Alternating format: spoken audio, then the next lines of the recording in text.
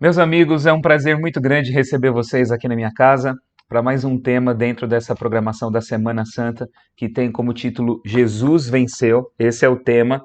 Aqui eu tenho o sermonário na mão e o guia de estudos para pequenos grupos. E vocês estão vendo aqui também a minha camiseta da Semana Santa, né? Ó, Jesus Venceu. Todos os nossos pequenos grupos e igrejas da Igreja Adventista durante essa semana estão usando esse material como base das reflexões, das meditações, das pregações, das conversas sobre o que a Semana Santa representa. Semana Santa é uma data, é um período do calendário religioso tradicional cristão que não é bíblico, obviamente, não tem nenhuma ordem para se celebrar essa data nas escrituras, mas se tornou costume, principalmente da nossa cultura, costume separar essa semana e relembrar a história de Jesus. Nós não estamos apenas lembrando a história de Jesus, mas mais do que isso, nós estamos aqui querendo entender o significado daquilo que Jesus realizou por cada um de nós quando ele entrega a sua vida, quando ele morre. Não é apenas uma lembrança da dor, da cruz, como fato histórico, mas como aquela história ela é reatualizada em significado para a nossa vida. E o tema principal não é a morte, mas é a vitória de Jesus. Jesus venceu. E para a gente dar sequência aqui a mais um tema nosso da semana, o tema nosso hoje é o número 3, onde está o Cordeiro? Número 3, onde está o Cordeiro? Para dar início, eu quero convidar você a orar, para que Deus abençoe esse nosso encontro, para que esse momento seja realmente edificante para todos nós. Nosso Deus bondoso, na Sua presença nós estamos agora, em nome de Jesus, pedindo que o Senhor use esse instante que vamos passar juntos, aqui em pequenos grupos, em família, ou até mesmo aqueles que estão sozinhos assistindo agora esse vídeo, que o Senhor, pelo Teu Espírito Santo, fale ao nosso coração. É o que eu te peço, em nome de Jesus. Amém. Amém. Vamos então cantar a música tema da semana, que fala exatamente sobre a vitória de Jesus.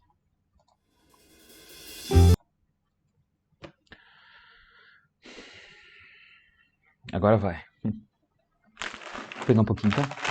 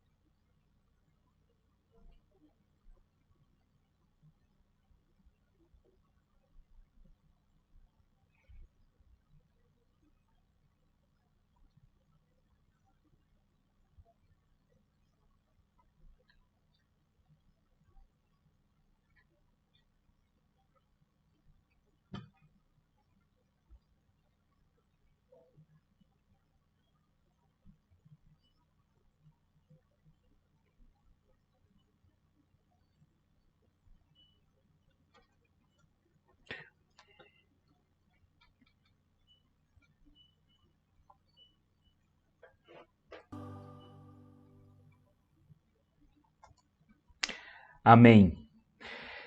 Nós começamos essa semana falando do conflito, da guerra espiritual que teve início em algum ponto da eternidade, mas que não está resumida apenas ao momento em que o anjo rebelde se coloca contrário a Deus e é expulso do céu. O Apocalipse diz que essa guerra continua, essa guerra que começou lá, ela veio para o planeta Terra e ela foi manifestada na história de Jesus. Gênesis capítulo 3 é um complemento de Apocalipse 12, porque Apocalipse 12 está montado em cima das figuras, das imagens e daquela história que começa no Gênesis, depois do pecado, quando três personagens principais são mencionados: a serpente, a mulher, representando a humanidade, e o filho da mulher, o Messias. E esses conflitos, esse conflito, melhor dizendo, que começa em algum ponto da eternidade e vem aqui para a Terra, ele é desenvolvido durante o ministério de Jesus, durante a vida de Jesus, as tentações que ele teve, as perseguições que ele sofreu, todas as tentativas de Satanás para fazer com que ele desistisse do objetivo maior, que era proporcionar salvação e a vitória para a humanidade. Mas Apocalipse diz que nessa guerra Satanás foi derrotado, porque ele foi expulso pelo poder de Jesus, ele deixou de exercer o controle nesse mundo como soberano nesse mundo, quando Cristo morre e ressuscita. Essa é a vitória que ele conquistou por nós. E nos dois últimos temas eu falei a respeito disso para vocês, e disse que essa vitória é nossa. Ela é nossa agora. Satanás não tem mais nele poder. Ele ainda atua sobre os elementos humanos. Ele atua sobre as realidades materiais desse planeta. Mas ele não tem poder sobre aqueles que pertencem às realidades celestiais. Houve guerra no céu. No mundo espiritual houve uma batalha. Mas ele foi derrotado. Por isso Paulo diz que nós hoje lutamos contra um inimigo que foi derrotado, ele foi despojado, ele foi esvaziado. E se ele tem poder na nossa vida, é porque nós concedemos poder a ele. Porque ele não tem mais poder nenhum sobre tudo aquilo que diz respeito às realidades celestiais. E a igreja, aqueles que aceitam o Senhor, aqueles que entregam a vida a Jesus, embora estejam vivendo aqui nesse planeta, não pertencem mais a esse planeta. Pertencem às realidades celestiais. E no céu não há presença de Satanás. Ele não tem poder sobre nada daquilo que está ligado às realidades celestiais. E continuando aqui a nossa história, aprendendo sobre o significado do que Jesus realizou por nós, depois de Gênesis, nós vemos a história toda do conflito, da luta do bem e do mal, e daquilo que Jesus realiza, está sintetizada nesses capítulos que nós estudamos já, Apocalipse 12 e Gênesis 3, com a entrada do pecado. E a história toda é a história entre Satanás e os seus agentes, seus instrumentos, e o povo de Deus que aguarda o Messias e o Messias que vem para poder salvar o povo de Deus. É a luta entre a semente da mulher e a descendência de Satanás, a semente de Satanás, como nós vimos já no nosso tema de ontem, no nosso tema anterior. Mas seguindo a história da Bíblia, nós vemos que o pecado ele separa a humanidade de Deus e Deus ele vai se revelando porque há uma alienação de Deus no coração do homem. Deus se torna um estranho. O homem ele tem conflitos internos consigo mesmo, ele tem conflitos com o próximo, ele tem conflitos com a natureza e ele tem conflito com Deus, que se torna um estranho para ele.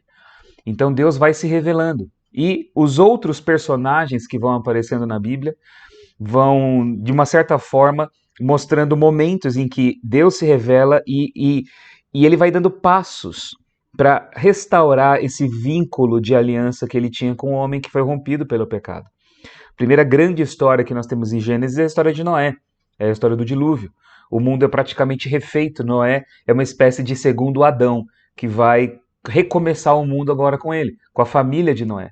Só que a família de Noé, ela cresce e a humanidade toda se rebela contra Deus naquele episódio conhecido como a Torre de Babel. Eles edificam uma torre e a humanidade não quer que Deus domine sobre eles. Eles querem eles terem o controle de tudo aquilo que eles realizam. E a partir de então, Deus não vai mais trabalhar e lidar com toda a humanidade. Deus vai escolher um homem. E Deus escolhe um homem chamado Avram, na língua dele. e ele é casado com uma mulher chamada Sarai. E Deus faz um chamado para ele quando ele já tinha mais de 70 anos de idade, para que ele saísse da sua terra. E a expressão que Deus usa em hebraico, que aparece na Bíblia, é ler lechá. Você vai por você mesmo para um lugar que eu vou te mostrar.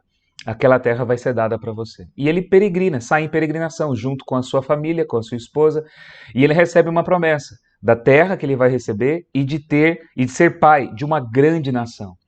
A mulher dele é estéril e há uma tensão como Deus vai cumprir essa promessa. E Deus depois muda ainda o nome dele de Avram para Avraam. Em português ficou Abraão. Esse Avraam, Av é pai. Avram é pai exaltado. Abraam é pai de povos, pai de um grande povo. E Sarai, que era minha princesa, esse I é um indicativo de possessivo em hebraico, Sarai, princesa minha. Deus tira esse I, porque ela não é mais a princesa só do Abraão. Diz que ela vai ser mãe de povos e príncipes e reis descenderiam dela. Só que eles não têm filhos. E eles tentam solucionar esse problema com uma espécie de barriga de aluguel, por assim dizer. Sara tem uma serva e ela dá a serva por mulher a Abraão, a Agar, e ele gera um filho, Ismael.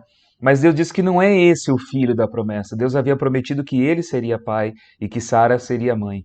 E com 99 anos de idade, ele vai receber o cumprimento da promessa.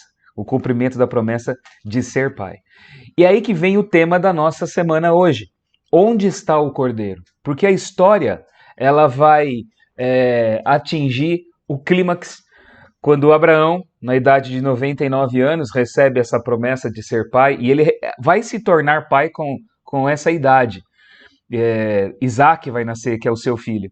E Isaac é o filho da velhice. Abraão poderia ser bisavô já com essa idade, e ele se torna pai, quase centenário, e a sua mulher também, quase centenária.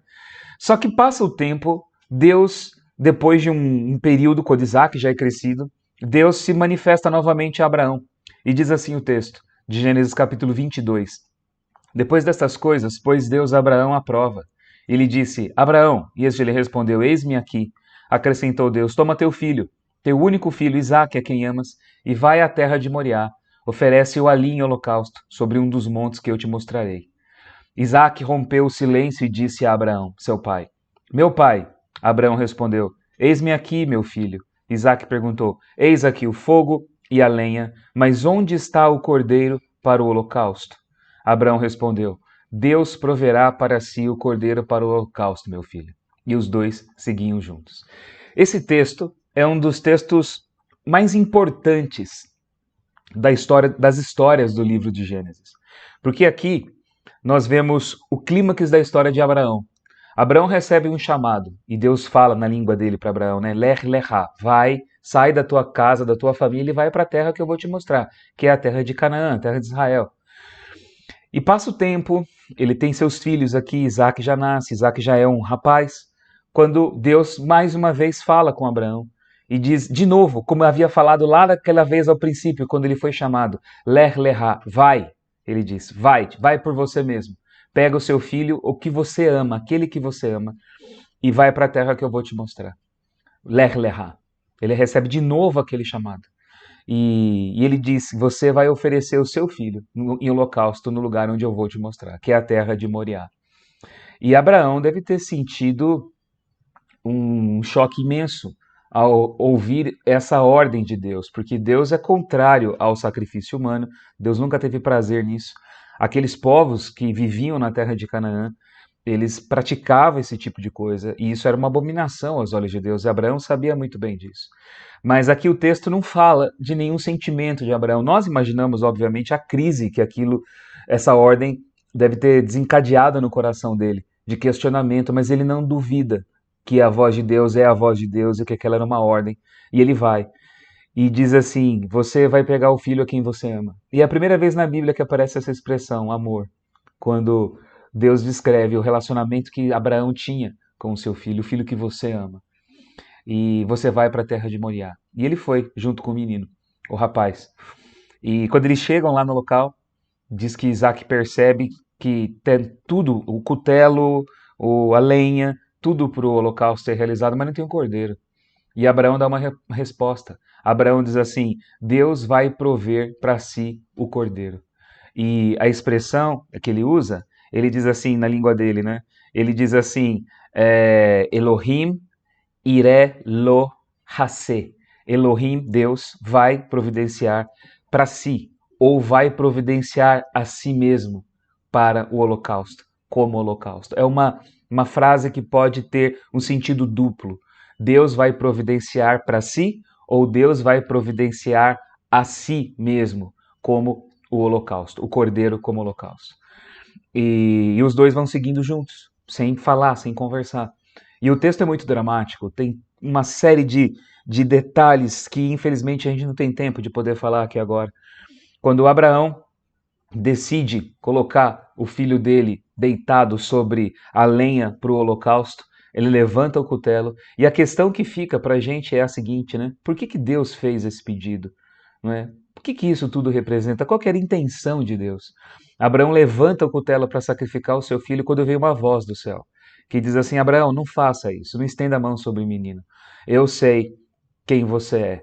Eu sei que você não negou tudo que era mais precioso, o objeto do seu amor verdadeiro, mais puro, mais sincero, que é o seu filho.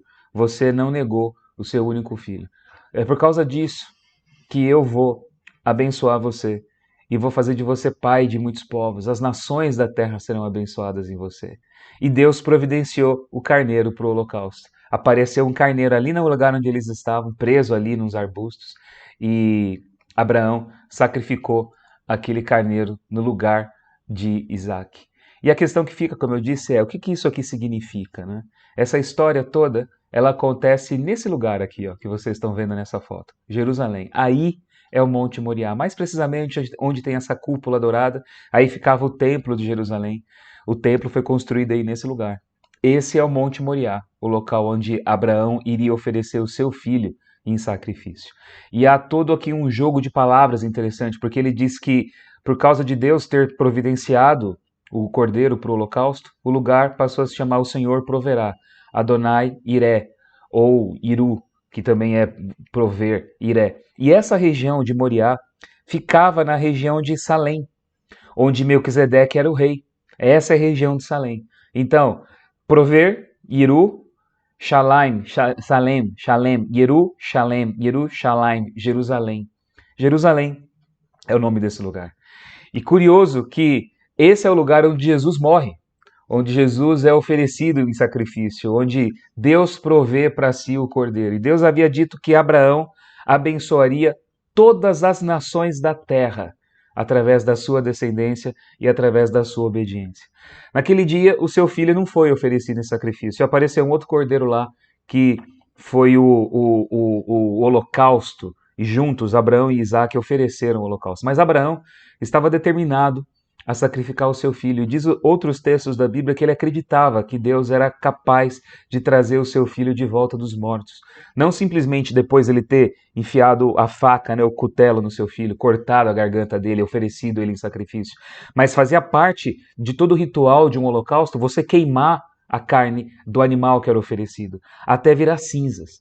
E Abraão acreditava que Deus poderia trazer o seu filho das cinzas de volta para ele. Essa era a fé que ele tinha. Essa era a crença que ele tinha no poder de Deus. Ele não matou o seu filho, mas no coração dele ele matou. Quando ele levanta a faca, Deus segura a mão dele. Mas no coração ele havia já sacrificado, já oferecido, já tirado a vida do seu próprio filho. Aquele foi um gesto que dentro dele já tinha encontrado o correspondente emocional pleno, completo de entrega. Ele deu o seu filho.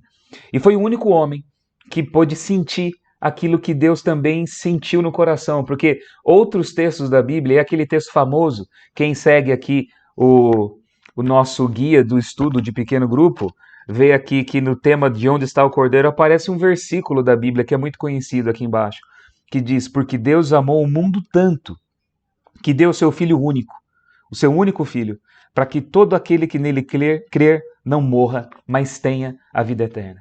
Abraão não deu o seu filho, mas Deus deu o filho dele. E é interessante que Abraão diz: Deus providenciará a si mesmo como cordeiro para o holocausto. E em Jesus de Nazaré, Deus se entrega. Em Jesus de Nazaré, Deus se oferece. Em Jesus de Nazaré, Deus realiza o ato mais absurdo e inacreditável. Ele carrega os pecados sobre ele se transforma em maldição, ele sorve a nossa culpa sobre ele se entrega como oferta na cruz, ele morre a nossa morte e ele ressuscita para a vida eterna. E a palavra diz aqui que aquele que não negou nada, aquele que deu o seu próprio filho, diz aqui o texto, aquele que não poupou o seu próprio filho, mas por todos nós o entregou, será que não nos dará graciosamente com ele também todas as coisas?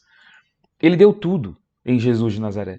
E esse texto nos dá uma segurança enorme, não apenas de uma aceitação da parte de Deus, de sermos amados, queridos, desejados, de termos acesso livre a Deus, mas se Ele deu tudo em Jesus, será que Ele não vai dar tudo aquilo que a gente precisa?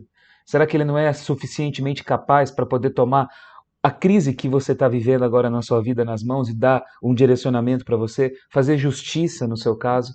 Oferecer para você portas de oportunidade, quer seja elas de emprego, ou curar as suas dores emocionais, solucionar os seus problemas de relacionamento, dar para você uma nova dimensão na vida, curar suas doenças físicas, trazer para você uma nova perspectiva de futuro. Ele é capaz de fazer tudo isso, porque o maior ele já deu. Ele deu a vida do seu próprio filho. E será que juntamente com ele não vai dar tudo aquilo que a gente precisa? Então esse texto nos dá certeza não apenas da salvação, mas mais do que isso, nos dá certeza de que da parte de Deus nós temos tudo aquilo que nós precisamos. A grande questão que fica para nós é, será que nós aceitamos aquilo que Ele oferece para nós? Onde está o Cordeiro? É a pergunta do Isaac, e esse é o tema nosso dessa noite. Onde está o Cordeiro? Onde está Jesus na sua vida? Qual é o ponto que Ele ocupa na sua vida? Onde está o Cordeiro de Deus no meu coração? Será que ele encontra lugar em mim? Será que ele encontra na minha vida a posição de ser realmente aquele que me salva, aquele que me supre, aquele que me restaura? Será que eu tenho colocado tudo nas mãos dele, colocado meu coração nas mãos dele? Hoje, a pergunta, tema, retórica do estudo dessa noite faz com que você reflita e tome uma decisão importante, de colocar Jesus no centro da tua vida. E no centro da tua vida, Ele conduzir os seus caminhos, dando a você aquilo que você precisa. Para que você tenha não apenas um futuro de salvação, mas que você tenha um presente de qualidade de vida, que você tenha um renascimento, que você seja vitorioso. Porque a vitória de Jesus não é apenas uma coisa que aconteceu lá no passado, ela precisa ser atualizada na sua vida agora. E para que você vença, Jesus tem que ser o dono, ele tem que estar no seu coração. Ele tem que ser o centro. Onde está o Cordeiro? Eu sei o que Jesus fez na história, e a história você conhece também. Mas na sua vida, onde ele está? Nós vamos ouvir aqui um testemunho preparado, que a cada noite eu vou estar aqui passando para vocês, da Mayris Porto. E depois desse testemunho, eu quero voltar aqui fazendo uma oração especial por cada um de nós.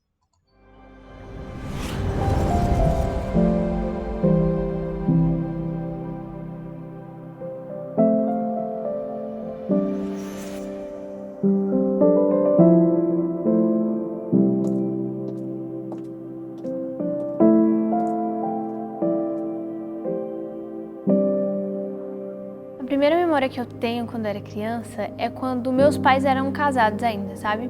E eu lembro que era uma época de Natal e a gente sentou todo mundo na mesa ali juntos e tudo. E aí a gente comeu junto, brincou e tudo mais. Pra mim essa é uma das memórias mais felizes porque tem a minha família unida. Meu pai, ele bebia muito, né? Meu pai, ele é alcoólatra. E quando ele bebe, ele ficava uma pessoa totalmente diferente, porque ele batia na minha mãe. Então, assim, era muito complicado nossa relação quando ele bebia. Era como se ele fosse outra pessoa, sabe? Aí minha mãe viu que não tinha jeito, foi embora. E aí eu fiquei com o meu pai, né? Porque eu não queria deixar ele sozinho. E aí, pronto. Nunca mais a gente foi unido.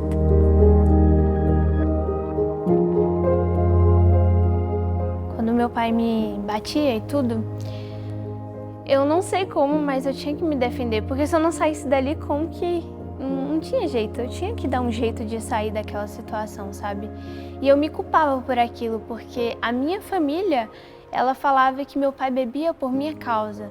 Teve um dia em que eu entrei pra dentro do meu quarto e eu falei assim, eu não vou mais viver. Eu bati o pé no chão e eu falei, não quero mais viver. Pra mim não tem graça viver mais. E aí eu lembro que eu deitei na cama, assim, sabe? E aí eu comecei a chorar. E eu peguei um monte de remédios que tinha no meu quarto e eu comecei a tomar.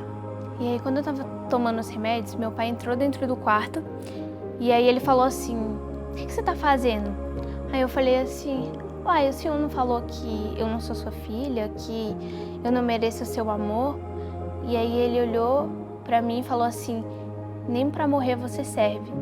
Daí ele pegou no meu braço e aí ele me levou pra cozinha. E aí quando ele me levou pra cozinha, ele pegou uma faca na mão e aí ele me entregou e ele falou assim, você quer morrer? Então você tem que saber fazer as coisas. E aí nesse momento eu fiquei tão sem reação que eu corri pra dentro do quarto e eu comecei a chorar muito, chorava muito mesmo. E aí quando eu comecei a chorar, meu pai ele entrou de novo dentro do quarto e ele olhou pra mim e ele falou assim, aqui não é seu pai, você não tem um pai.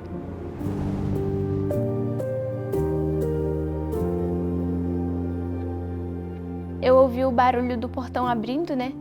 E aí alguém apareceu na minha janela e falou assim, por que você tá chorando? Era uma mulher, eu não lembro, não sei descrever ela, mas ela falava assim, por que você tá chorando? Aí eu falei, porque não tem sentido a vida. Meus pais não me amam, eu não vejo amor em nada. E ela olhou assim, mas Deus te ama. E Ele tá cuidando de você. Você não tem que você tá com dor, mas Deus Ele tá cuidando de você. Você só precisa confiar.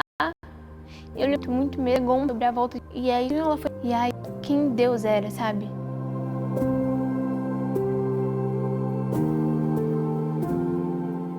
Aí eu vim pra Brasília, pra casa da minha mãe. Eu encontrei um garoto chamado Gabriel. E aí ele falou assim, ei, você topa ir pra caravana comigo? Eu falei, o que é caravana? Ele falou assim, não, caravana é quando a gente foi passando de igreja em igreja. Aí eu falei assim, cara, mas eu nem sei que igreja tu é. Ele falou, eu sou adventista.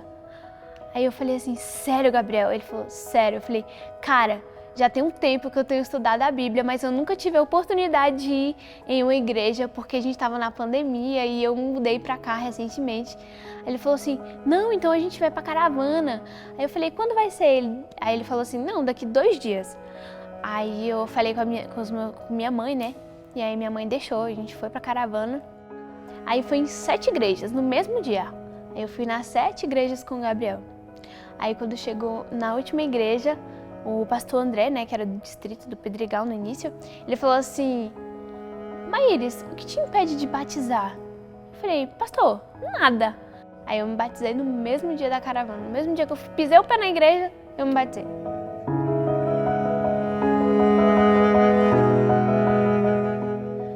Às vezes eu fico pensando, né, o que Deus deve achar de mim hoje?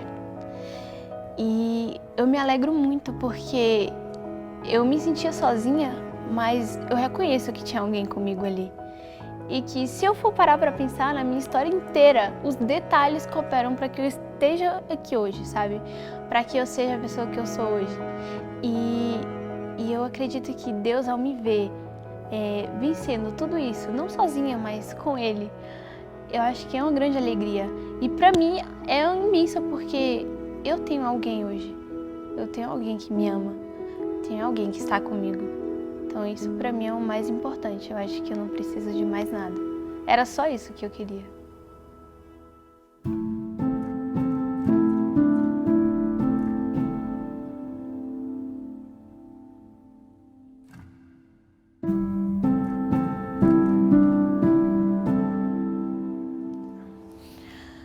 Como seria minha história sem Deus?